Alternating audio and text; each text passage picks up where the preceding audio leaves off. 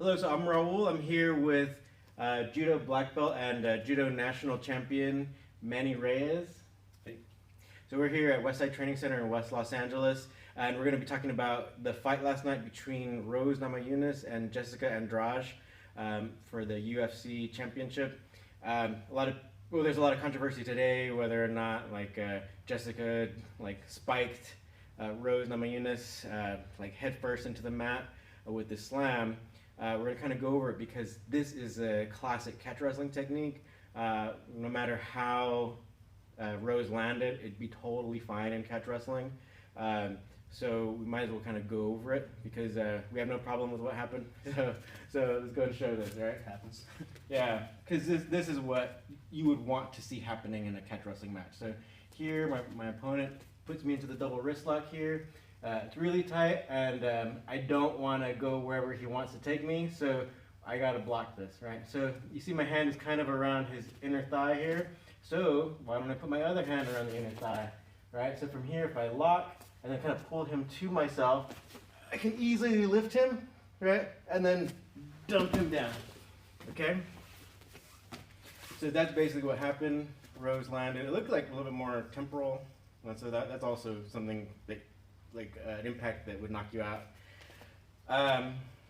Yeah, not understanding the controversy, but the thing is, the other thing that I saw was that I think Big John McCarthy was saying because Rose had the double wrist lock, that also makes it legal. But we'll kind of show you here, once you're here, right, and you see from here when I grab and kind of pull, actually, especially when I lift here, go ahead and try to pull your arm out, especially your left one, yeah, or your right one, I mean. Right, so the left one can go free, but the right one's kind of pinched because I'm kind of hugging it into my body here. So even if Rose wanted to abandon ship, she pretty much had to go for the ride. So again, we see no problem with it. Coming from a judo perspective, what do you think? So I think a large part of why she got knocked out is because she didn't see what was coming. You know, it's always the punch that you don't see that knocks you out. And coming from a judo perspective, back when the rules used to be better and there were leg attacks and counters that you could use by grabbing the leg, this was actually a staple for whenever anyone would go for forward throws.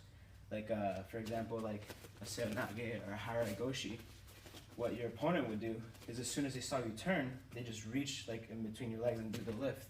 Actually, there was a Russian Olympian, 66 kilogram player, I believe, that used to be his go-to move. You can use it as an offensive or as a counter. So, great move, extremely, extremely effective. Okay, so with that being said, why don't we show you maybe a different follow-through.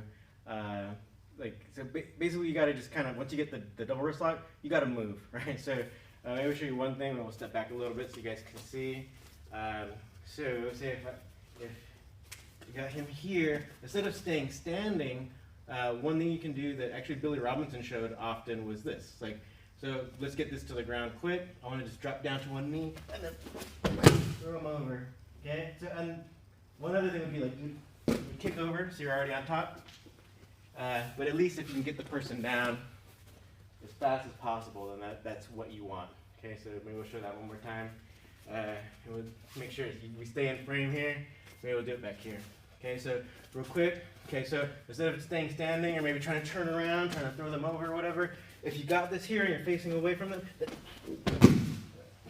go over them, you can finish your double wrist lock there. Okay? How'd that feel? It felt great. Didn't really give me a chance to counter, so good follow-up. Yeah. All right, so thanks for watching. Hope to see you soon.